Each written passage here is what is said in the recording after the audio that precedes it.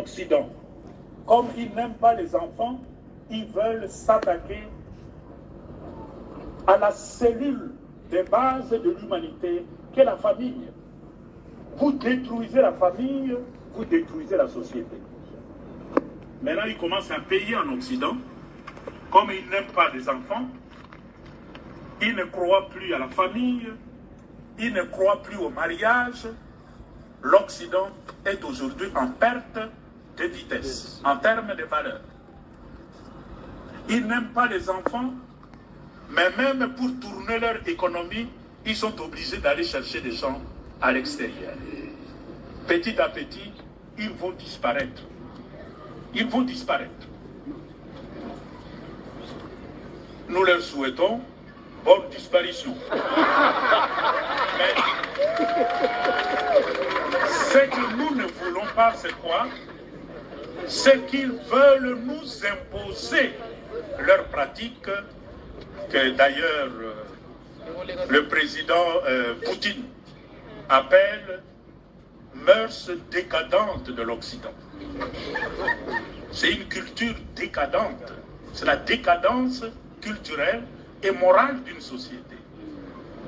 Une société en décadence. Mais ils veulent imposer ça chez nous. Aujourd'hui, le système des Nations Unies essaie de faire passer l'idéologie des LGBTQ à travers les organes des Nations Unies, notamment l'UNICEF, l'OMS et d'autres structures des Nations Unies. À travers ça, on nous impose leur culture, moyennant le financement. Et si vous n'acceptez pas, ils coupent le financement. Or, notre culture en Afrique n'est pas comme ça. Nous avons beaucoup de défauts, mais on ne peut pas nous reprocher l'homosexualité. On peut trouver des cas isolés, comme on a eu en Ouganda. Les martyrs de l'Ouganda, vous connaissez leur histoire.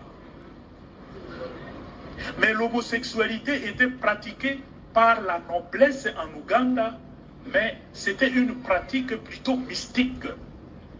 Comme dans certaines cours, on vous fait croire que pour avoir un pouvoir, tu dois avoir des relations avec de proches parents. Ça, c'est une conception mystique. La société ne fonctionne pas comme ça.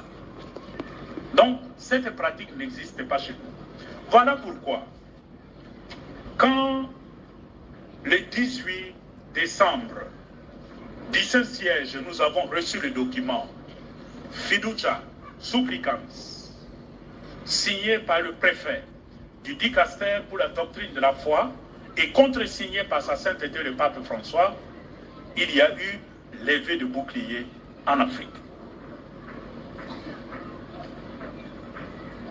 On ne comprenait pas ce qui se passait au niveau de l'Église. Même les autres églises qui nous appelaient, on dit, mais on compte sur l'Église catholique pour contrer cette idéologie. Maintenant, vous êtes le premier à autoriser la bénédiction de couples homosexuels. Vous tous, toutes, vous avez souffert de ça. Beaucoup. Tout le monde a souffert de ça. Les réactions commençaient. Et en toute responsabilité, j'ai écrit à toutes les conférences épiscopales d'Afrique et de Madagascar. Parce que nous sommes tous rassemblés dans une structure qu'on appelle SHEAM. Symposium des conférences épiscopales d'Afrique et de Madagascar. Le siège est à Accra, au Ghana. Le secrétariat permanent est au Ghana. Depuis l'année passée, je suis le président de ce symposium. J'ai écrit à toutes les conférences épiscopales d'Afrique pour me faire parvenir leur réaction par rapport à ces documents. Les conférences épiscopales ont écrit. J'ai imprimé toutes les réactions de toutes les conférences épiscopales. J'ai fait la synthèse. Un document intitulé « Synthèse des réactions des conférences épiscopales d'Afrique. Et j'ai écrit personnellement à sa sainteté le pape François une lettre de 7 pages. Je lui ai écrit non pas seulement comme le président d'ICHEAM, mais je lui ai écrit comme son conseiller, membre du conseil de 9 cardinaux qui accompagnent le pape dans la réforme de l'Église.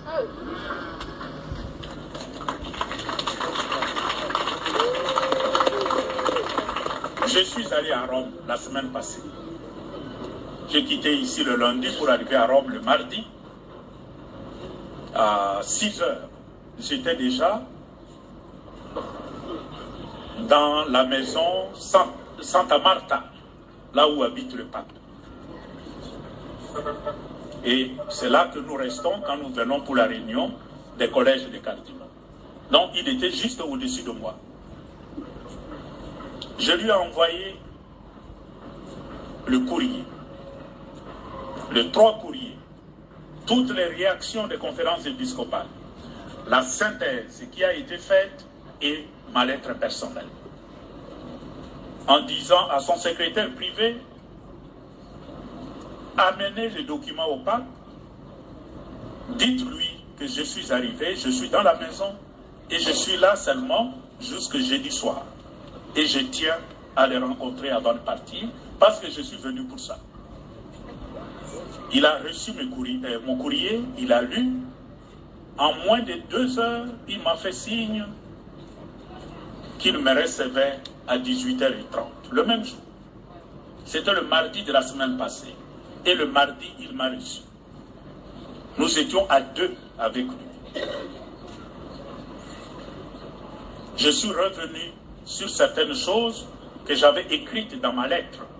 Et c'est une lettre personnelle au pape, on ne rend pas public. Par contre, la synthèse des réactions des évêques d'Afrique, c'était un document qui a vocation à être rendu public.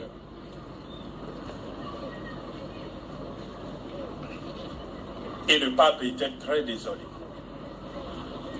Je dois dire, il était le premier à souffrir de toutes les réactions qui figeaient de toutes les parties du monde. Il en souffre parce que c'est un être humain. C'est un être humain. C'est pas que ça lui fait plaisir. C'est sur le champ qu'on a convenu avec lui parce que je lui ai dit la solution à cette question, ce n'est plus de nous envoyer des documents avec des définitions théologiques, philosophiques, des bénédictions. Ça n'intéresse pas le peuple. Ce qui intéresse maintenant, c'est une communication qui tranquillise le peuple en Afrique, qui calme les esprits des fidèles. Et lui, en tant que pasteur, il a été touché par cette situation. Il me dira, je vous mets immédiatement en contact avec le préfet du dicaster pour la doctrine de la foi, le cardinal Fernandez. Le même soir, à 19h30, nous étions à table avec lui. Il a fait venir. Et on s'est mis d'accord pour travailler le mercredi.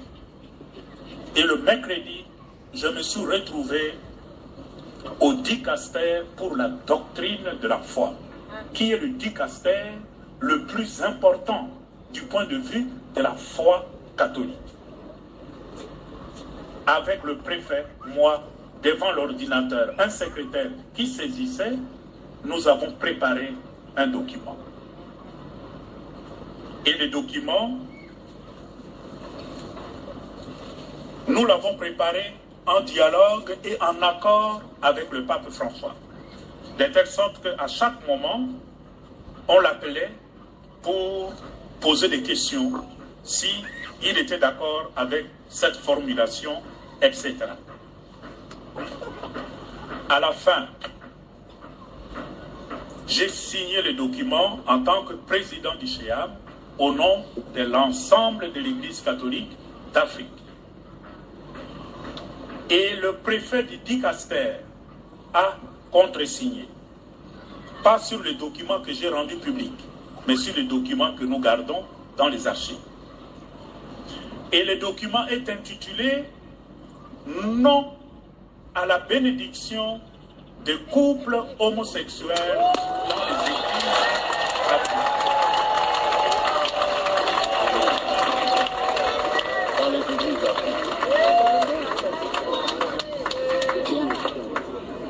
Et je l'ai rendu public à partir de Rome. Quand vous verrez le document, on va mettre à votre disposition. Il circule déjà sur le réseau. Les lieux de signature du document, c'est Accra, parce que c'est le siège du CHEAP. Mais je l'ai signé à Rome. Mais c'est pour dire notre position aujourd'hui en Afrique. Et nous le faisons dans l'esprit de communion, de synodalité avec le pape François et avec le préfet du dicastère de la doctrine de la foi, c'est qu'en Afrique, pas question de bénir le couple homosexuel. Pas question. Tout au plus, nous devons respecter les personnes homosexuelles. Parce que ce sont des êtres humains. Nous ne devons pas le regarder, le traiter avec mépris. Ce sont des créatures de Dieu. Et en tant que créatures de Dieu, si individuellement un homosexuel demande une bénédiction, nous bénissons les personnes. Nous pouvons le bénir en tant que personne. Parce que même un criminel, quand je vais en prison à Makala, il y a des criminels là-bas. Des gens qui ont massacré, qui ont tué, mais quand ils demandent la bénédiction, on le bénit. Mais pourquoi nous le bénissons? C'est avec espoir que la grâce de la bénédiction puisse l'aider à se convertir.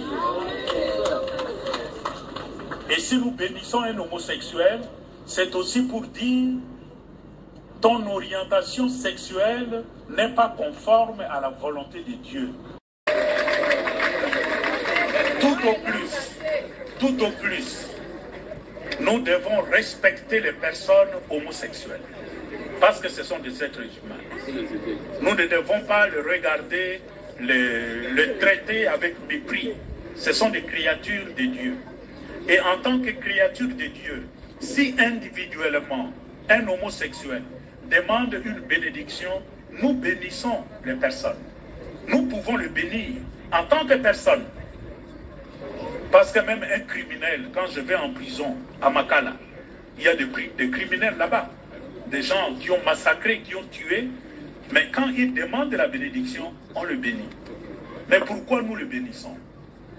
C'est avec espoir que la grâce de la bénédiction puisse l'aider à se convertir. Et si nous bénissons un homosexuel, c'est aussi pour dire ton orientation sexuelle n'est pas conforme à la volonté de Dieu. Et nous espérons que la bénédiction puisse t'aider à changer. Parce que l'homosexualité est condamnée dans la Bible et par le magistère de l'Église. Nous ne pouvons pas être le promoteur d'une déviation sexuelle. Qu'ils le fassent chez eux, mais pas chez nous. Bravo.